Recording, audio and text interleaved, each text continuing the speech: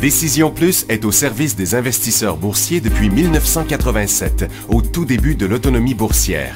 Notre logiciel de graphique Market Vision Plus et notre logiciel de code dynamique Trader Plus en ont fait sa renommée. Nous sommes encore ici parce que nous évoluons sans cesse et que nous servons bien nos clients. Découvrez nos produits et services spécialement conçus pour l'investisseur actif et autonome dans la boutique Décision Plus. Le logiciel de graphique Market Vision Plus est en français. C'est le logiciel le plus utilisé par les investisseurs de chez nous. C'est lui que vous voyez dans le feu de l'action. Trouvez, classer et analyser plus facilement avec cet outil sans pareil pour suivre la bourse et prendre les meilleures décisions. Gardez vos titres à l'œil avec Market Vision Plus. Consultez la boutique Décision Plus pour en faire l'essai pendant 10 jours sans aucun frais, c'est garanti. Laissez-nous vous guider pour analyser la bourse et prendre vos décisions.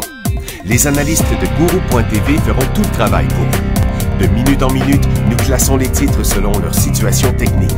Nous révélons les signaux d'achat et de vente.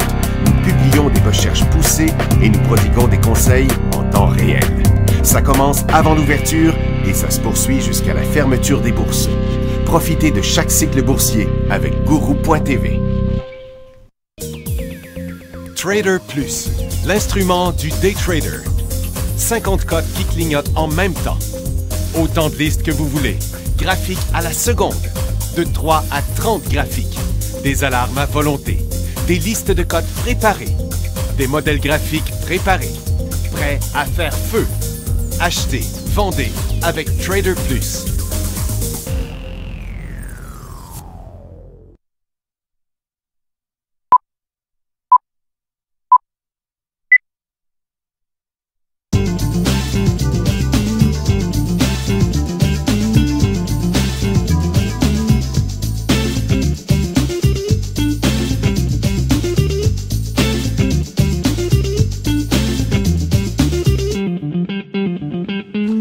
Bonjour tout le monde, bienvenue dans le feu de l'action. Jeudi, le 7 mai 2015, les marchés, je vous montre ça, les marchés ont été un peu bizarres. Là, ce matin, ça a parti faiblement en baisse du côté américain pour remonter après, tandis que le TSX, lui, a plongé quand même pas mal, mais a aussi rebondi très fort. Donc, beaucoup de volatilité aujourd'hui sur les marchés.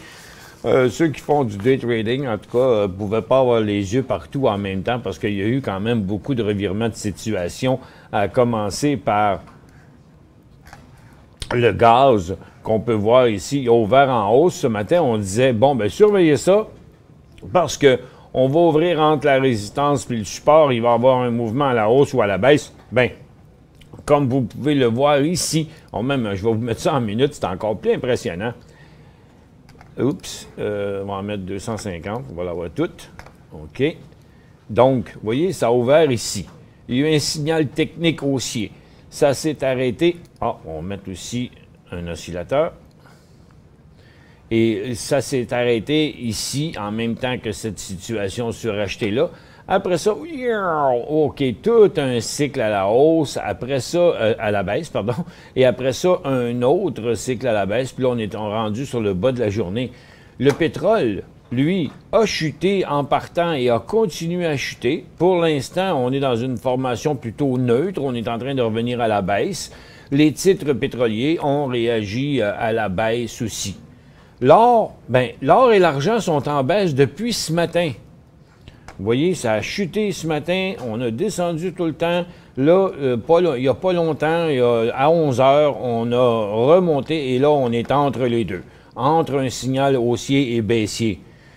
Les titres aurifères, eux autres, n'ont pas cette descente-là. Quand on regarde ici, vous voyez, ça a chuté, mais on sont revenus à zéro. Donc, parce que c'est pas mal disparate sur le secteur aurifère aujourd'hui.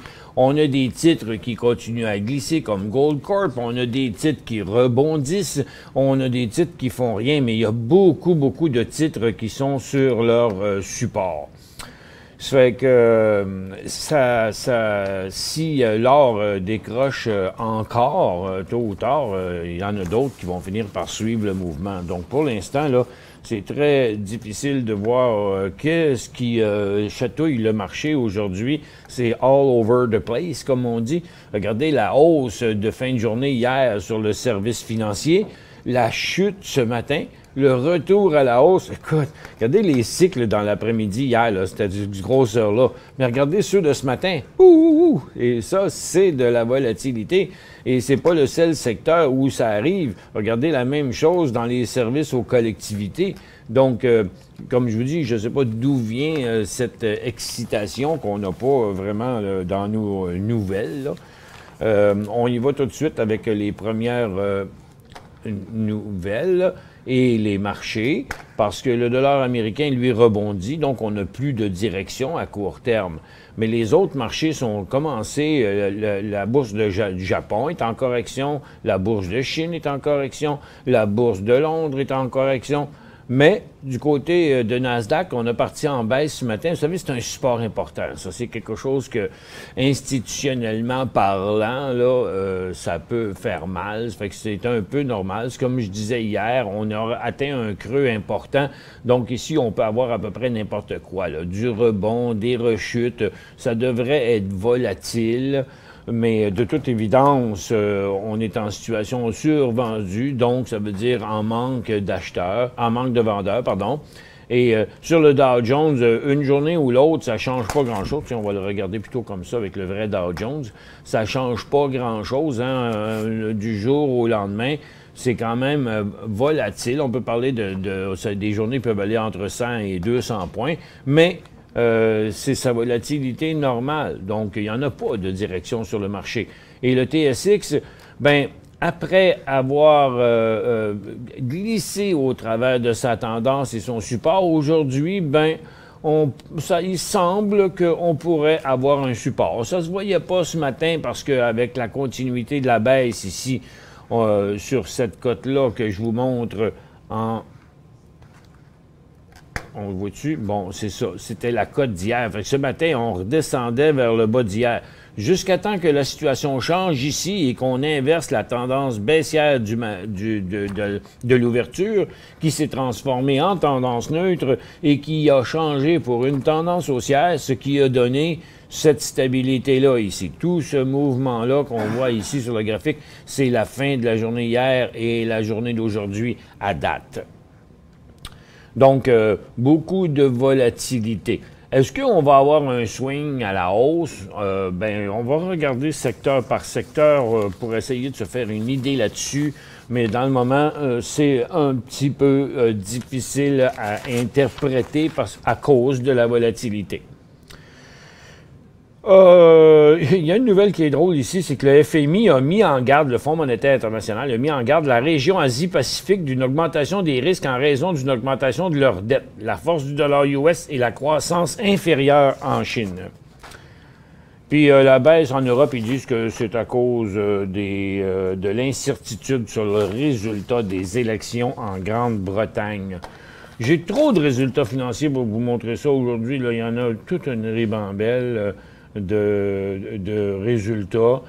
Peut-être quelques-uns canadiens pourraient vous intéresser un petit peu plus. On va s'attarder à ceux qui bougent beaucoup, comme Keurig, qui attendait 1,5, il y aurait eu 1,3, mais le titre est en baisse de 8 quand même. ArcelorMittal, qui a eu un mauvais résultat de moins 9 cents à moins 41 cents. C'est ce qui l'a fait plonger comme ça. Puis, il y a aussi Whole Food Market, qui est bien bizarre, avec une grosse chute, mais avec des résultats financiers tels qu'attendus.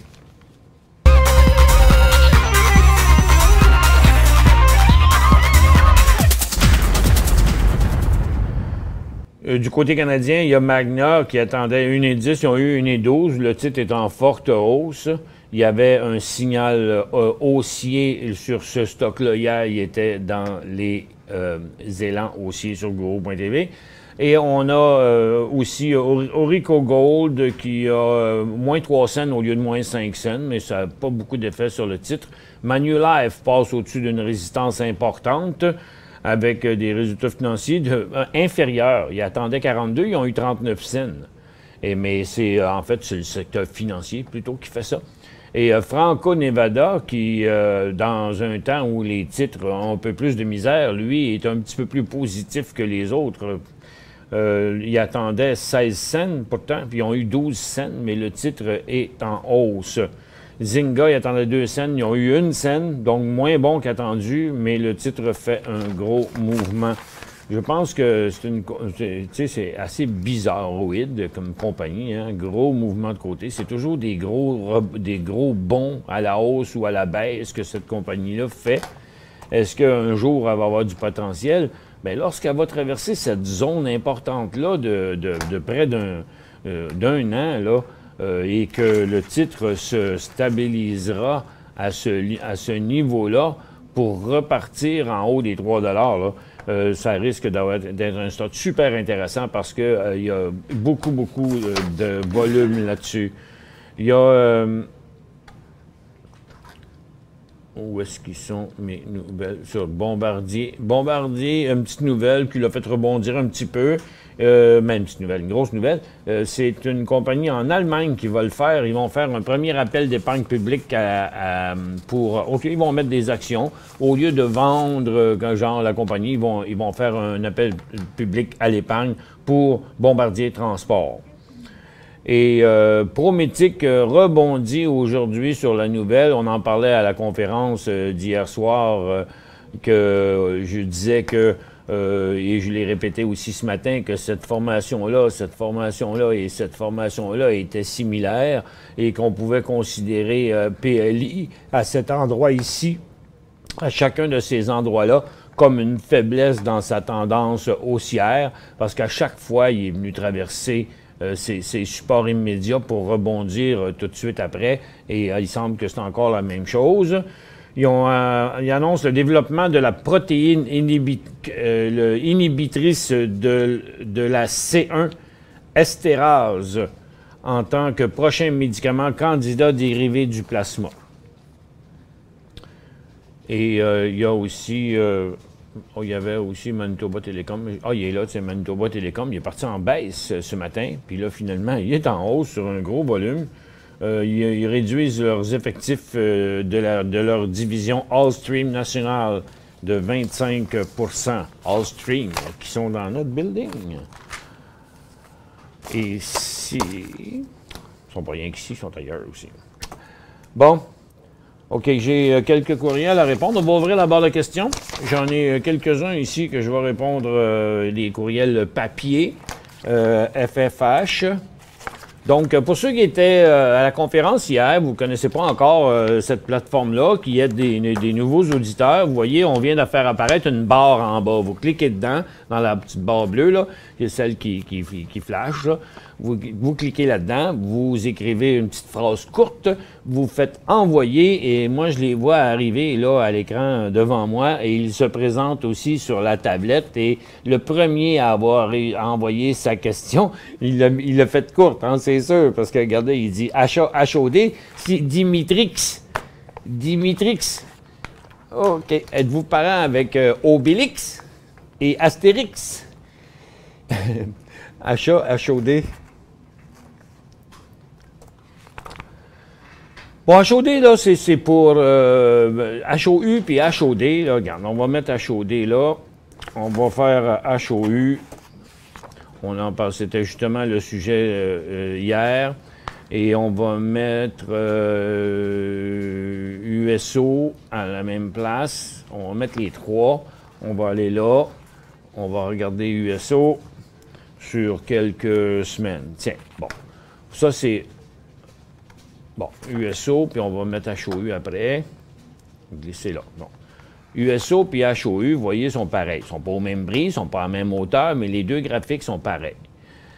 HOU fonctionne c'est directement proportionnel au mouvement de USO.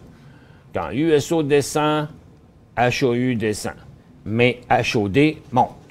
OK? Donc, il y en a un qui est en haut qui descend, puis l'autre qui est en bas, puis il remonte. Ça veut dire que si vous dites, c'est-tu le temps d'acheter HOD, ça veut dire que vous prévoyez que le pétrole va descendre. Donc, si vous croyez que le pétrole va revenir ici, que sa situation est surachetée, va le ramener là en bas, vous pouvez acheter du HOD.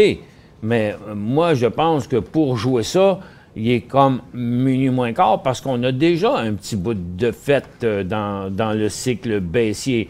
Donc, le potentiel il est jusque-là, OK? Jusqu'au creux d'avril. Donc, HOD est jusque ici. Donc, c'est 9 $. C'est 8,17 à 9 $. Mais votre oscillateur est déjà rendu à moitié chemin. Je reviens là-dessus. Pour joindre Michel Carignan et son équipe par courriel, écrivez à michelcarignan@decisionplus.com.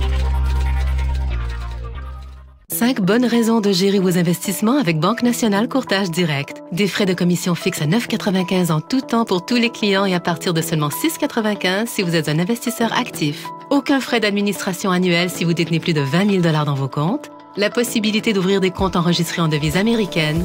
Des outils performants afin de faciliter vos prises de décision. Un service à la clientèle primé et un niveau de satisfaction parmi les plus élevés de l'industrie. Pour en savoir plus, visitez le bncd.ca ou appelez-nous dès maintenant.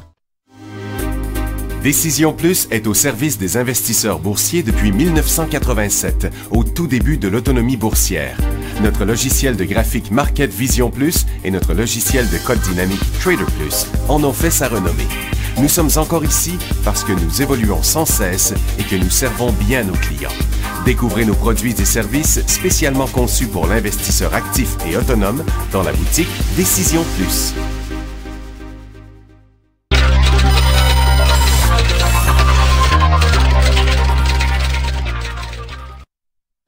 Bon, je reviens sur le point que HOU et HOD bougent avec USO. HOU fait pareil comme USO, puis HOD fait l'inverse. Là, donc, il faut se fier sur USO. USO, qui est le prix du pétrole, est en baisse aujourd'hui. On le voit là. Mais là, il s'est stabilisé et, je vais en mettre moins de données qu'on le voit mieux, il s'est stabilisé au-dessus d'un creux. S'il partait par là, il inverserait le cycle baissier. Donc, et puis ici, dans le graphique quotidien, il y a un support pas loin. Ça fait que comme l'USO, là, il était suracheté. Ici, déjà, là, OK? Donc ça n'a pas fait réagir son oscillateur. Puis là, il arrive déjà en situation presque survendue ici. Ça fait que puis il est encore en tendance haussière. Il n'a même pas encore annulé son dernier cycle. Donc là, c'est d'essayer de jouer le restant de correction dans une tendance haussière. Donc, c'est de dire, OK, USO, donc HOU, va pas s'arrêter là, il va aller au moins jusque-là. Ça, c'est ce que vous pensez. Bien, c'est ce que vous penseriez si vous achetez HOD. Mais l'oscillateur étant déjà parti de là, puis rendu ici, va arriver dans une condition surachetée où, quand il arrive là, ça remonte. Ça fait que je trouve pas que le timing n'est pas très bon. PRE. Ben tiens, j'en ai un autre, mais il faut que j'en fasse quelques-uns ici. Là. FFH, parce que j'en ai des écrits. On va changer ça. FFH, un écrit, un sur la tablette. Fairfax Holding. Bon, écoute, je sais pas votre équipe, merci beaucoup. Est-ce point d'entrée intéressant, 643 $ sur le titre FFH, et comment interpréter l'activité de ce titre? Bon, ben pour l'instant, il est en tendance baissière. Il est dans une formation triangulaire descendante. Il est survendu, donc l'oscillateur s'attend à ce qu'il rebondisse. Oui, à cause de ces deux derniers cycles. Bing, bing, bing, bing. Mais acceptez que, vous voyez, les sommets correspondent aux sommets, les deux là, puis les deux creux aussi. OK? Tout comme ça, il l'interprète comme un creux. Mais ce qui est inquiétant, c'est ça. Je vous le montre en intra-séance ici. En 15 minutes, on devrait bien le voir. Vous voyez? OK, qu'est-ce qu'il fait, foiré, là, comme ça, là, assis sur le trottoir, là, tu sais? Qu'est-ce qu'il fait, là? Il va-tu décrocher, lui, là? OK? C'est ça qui m'inquiète un petit peu dans son cas. Donc, là, il est à 638 et non pas à 643. L'idée, c'est que, bon, c'est un creux, vrai beau creux, ici. Donc, possiblement, il pourrait remonter, mais la question est, s'il décrochait en dessous, c'est-à-dire qu'il débutait un cycle baissier en direction des 595, donc là, il y a un 50$ à perdre. Ça fait que c'est pour ça que je le trouve un peu fatigant. Je dirais oui à ce prix-là, mais à condition qu'en bas de 635, il faudrait le flusher. Donc, il y a à peu près un 3 à 5 $ de risque sur ça. Bonjour, merci Michel de ton émission pour nous faire le tour de l'horizon des marchés chaque jour. Voici, qu'est-ce que tu penses des Beta Pro, HVU, HNU? Bon, ben, OK, ça, je l'ai fait l'autre jour. Auriez-vous des explications sur la débandade de AVO? Bien, AVO, on a eu une nouvelle là-dessus en vigilance, c'était les résultats financiers, hein? Oui, puis je me souviens bien, il n'était même pas si mauvais, hein? C'était hier. Je l'ai plus, la feuille. Non, c'était pas si mauvais, mais... Non, c'était pas si mauvais, mais souvent, ça plante plus parce qu'ils pensent que les prochains vont être pires ou quelque chose de même. Fait que c'est en rapport à ces résultats financiers que ça avait tombé comme ça. Et puis le titre est tombé, paf, sur une grosse zone de support. Ça fait que là, en intra-séance, ici, là, ben regarde, c'est pas compliqué, en bas de 15,50, il y a encore un signal de vente sur ça. Bonjour Michel. Ah oui, merci beaucoup. J'ai parlé de vous hier soir, Monsieur Corbin. Bonjour Michel, je connais la raison de la chute des pétrolières. On se posait la question hier. Il dit c'est à cause des élections provinciales. Ben oui, on avait oublié que on a oublié que le NPD avait gagné. Ils sont anti-sable bitumineux, anti-pipeline, anti-Enbridge, anti-Keystone. Ils sont anti-tout, le NPD dans ce coin-là. Ça fait que ça fait peur. OK. Mais ce qui est arrivé, c'est qu'il y a en même temps une correction du pétrole là, qui est arrivée aujourd'hui. Des fois, les titres bougent avant les pétroles. Quel avenir pour les compagnies aériennes? WestJet, entre autres, WJA, je vais avoir fini mes courriels papier. Bien là, pour l'instant, là, ils ont comme quelqu'un qui a dernièrement, il y a quelqu'un qui a tiré sur le manche à balai. OK? Puis rendu ici, il a pogné le vent de la tendance baissière. Là. Puis là, ben, il a repiqué du nez. Puis là, il y a quelqu'un qui a repoussé sur le manche à balai. Là, ici, il a tiré. Puis ici, il a poussé. Ça fait que, donc, c'est assez rare qu'on voit un phénomène comme ça. On ne voit pas ça souvent, là. Partir d'une formation aussi neutre que ça, ici, s'enclencher là avec un signal technique haussier. Puis après ça, une fois rendu ici, pataf, faire virer l'autre bord. Si vous suivez la méthode que je vous montrais dans un cours, que j'ai expliqué aussi hier, j'ai dit, bon, ben regarde, dans le cas d'un signal haussier comme ça, si vous avez acheté ça à 27,69, le 70, le prix de sortie était 26,70, genre, c'est à peu près une pièce. Donc, à 28,70, vous aviez un profit à prendre. Puis une fois que vous aviez pris votre profit, là, ben vous mettiez un stop au prix payé. Ça fait que dans la même journée, vous aurez pris le payé, puis vous aurez pris le profit, puis vous seriez sorti parce qu'il aurait touché à votre prix payé après. Puis là, vous ne seriez pas là. Mais pour l'instant, son avenir est comme vers la piste d'atterrissage qui se situe présentement à 24,25 $. Puis même peut-être moins que ça, 23 genre, là, parce que il est parti en direction de son support, qui est là. Donc, je dirais, ça pourrait être intéressant, mais attendons au moins qu'on arrête de voir l'avion penché par en bas, comme ça, là.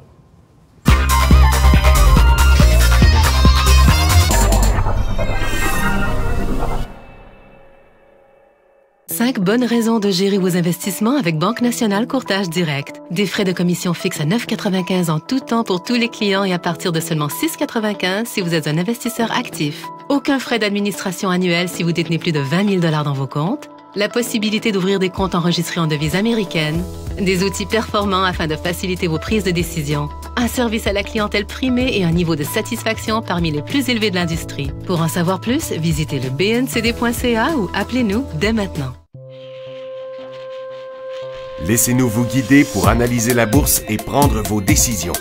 Les analystes de Guru.tv feront tout le travail pour vous. De minute en minute, nous classons les titres selon leur situation technique.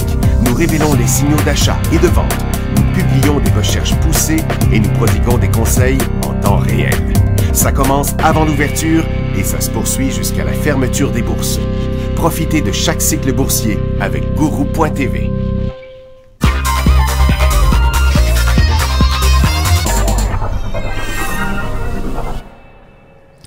Bon retour, mesdames et messieurs. Ici, on a Jeanne qui dit « Si on a à choisir une bourse, sur laquelle transiger, laquelle suggérez-vous? » Bien, c'est une question, une grosse question. Je ne sais pas quelle grosseur de portefeuille que vous avez. Si vous avez un petit portefeuille, la Bourse de Toronto, ça fait très bien l'affaire. Si vous avez un très gros portefeuille, bien là, je vous suggère plus le marché américain que le marché canadien. Si vous aimez le médical et les technologies, le marché de Nasdaq est le plus approprié. Si vous faites du day trading, le marché de Nasdaq, c'est à peu près la meilleure bourse. Si vous êtes plus un swing trader, puis vous aimez plus de variété dans les compagnies, la bourse de New York pour un gros portefeuille fait très bien l'affaire. Pour tous les portefeuilles en bas de 150-200 000, c'est très facile de placer ça à Toronto aussi. Si vous faites du day trading, puis vous voulez aller dans les titres orifères ou dans les titres pétroliers, bien là, je dirais que la bourse canadienne peut faire l'affaire, tout comme la bourse américaine, mais la variété dans les ressources est beaucoup plus grande sur le marché canadien. Donc, un dans l'autre, c'est bien dur à dire, mais n'importe quel choix ne serait pas un mauvais choix. Vous pouvez faire un bout sur une, puis après ça, un bout sur l'autre. Si vous avez un bon portefeuille, dépendamment de vos goûts, ce serait New York ou Nasdaq.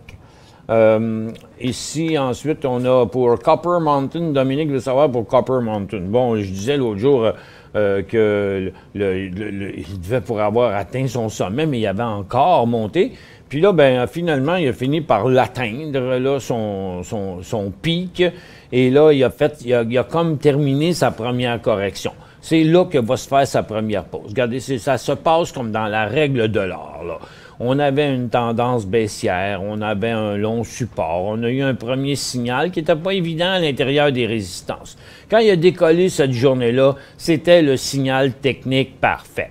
Donc, vous avez acheté ça quelque part 1,35. Bon, ben, le point de sortie aurait été, regardez, si vous êtes entré dans cette journée-là, quelque part, là, OK, le point de sortie est ici. Donc, entre, mettons, 1,35 et c'est comme 20 cents, OK, de perte. De 1,35, ça veut dire que 1,35, 1,40, votre prix de vente aurait été 1,50, 1,55, dans ce coin-là, OK, à peu près. Puis ça donne, à cause d'une grande volatilité du titre, que ça aurait été le lendemain. Mais nous, un mouvement qui, normalement, aurait pu prendre 3, 4 jours. Mais lui, il a été tellement fort que, regarde, ça s'est fait le lendemain. Ah, ben là, il a monté après. C'est vrai. Mais regarde, il finit par revenir au prix où vous l'avez vendu aussi. Donc, si vous n'auriez pas pris votre profit-là, disant non, je ne l'aurais pas pris parce qu'il a monté encore. Ça, on ne le savait pas. La seule affaire qu'on savait, c'est qu'ici, après l'avoir acheté là, si on le vendait là, on était immunisé contre une perte, puis on pouvait aller jusque-là. Mais on n'irait jamais jusque-là. Là, si vous avez acheté là-dedans, vous devez déjà avoir pris des profits.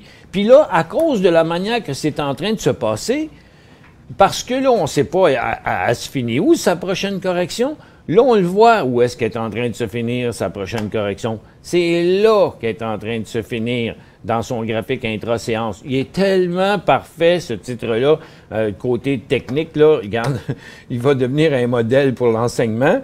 Mais, regardez, là, il y a un support. Ça, c'est quoi ce point-là, vous pensez? Ça, puis ça, puis ça. Ça, c'est la place où les vendeurs ont arrêté de vendre. Là aussi, puis là aussi. Si jamais Copper Mountain passe en dessous de ça, c'est-à-dire à 1,40, ça veut dire que les vendeurs qui ne voulaient plus vendre à ce prix-là, maintenant, ils vendent à ce prix-là. Ça veut dire que c'est ceux qui sont rentrés ici qui vont être en train de sortir là. Ça fait que on le débarrassera rendu là. Pour l'instant, est-ce que c'est un achat? Bon, de toute évidence, c'est un titre dans une nouvelle tendance haussière. Hey, on ne peut pas dire qu'il n'est pas fort. Il est fort. Sa correction s'est passée sur des volumes en diminution, ce qui est normal. On veut que ça monte sur des gros volumes, puis on veut que ça descende sur des petits volumes, puis on ne veut pas que ça reperde plus que la moitié de ce que ça a gagné. Cling! C'est là le point. S'il tombe ici, c'est quoi le prix? 1,45. S'il tombe à 1,45, il devient un signal de vente. Parce que, en premier, on l'achetait là, on prenait un profit là, puis on se flushait s'il revenait ici trop vite parce qu'on s'était mis un stop. Mais là, il s'est arrêté ici. S'il repart à la baisse à partir de là, on n'attendra même pas qu'il vienne à notre prix payé. On va flusher le reste tout de suite, puis après ça, on va checker, OK, à quelle place il va s'arrêter, à quelle place il va nous faire une belle situation pour rembarquer dedans. Puis ça, bon, on ne sait pas c'est où, parce que s'il part par en bas, ça va prendre quand même un petit bout avant qu'il nous donne un autre signal. CGI, quelle est la raison de la baisse? Là. Moi, j'ai pas Internet. Earnings, OK, les revenus. GI... Non, pas là-dedans, ça c'est là. GIB.A, hein? C'est ça. La raison de la baisse, ben là, pour l'instant, il n'y en a pas de baisse, là. Je ne sais pas lequel vous parlez. Quand il a baissé, c'était les earnings. Quand il a baissé, c'était les... OK, c'était les résultats financiers, on me dit. Là, pour l'instant, il y a un prochain signal de vente à 50,35 $, puis le signal d'achat là-dessus sur Élan aussi, là. Regarde, c'est pas bien loin, regarde, c'est juste ici. 52 $, le prochain signal haussier. PEIX qui a acheté... Oh, wow, ça fait longtemps qu'on n'a pas parlé de ça. PEIX, hey, ça avait-tu raidé, ça? Cette affaire-là, je m'en souviens, dans le temps. Il en avait fait ici des shots, là. Ouf!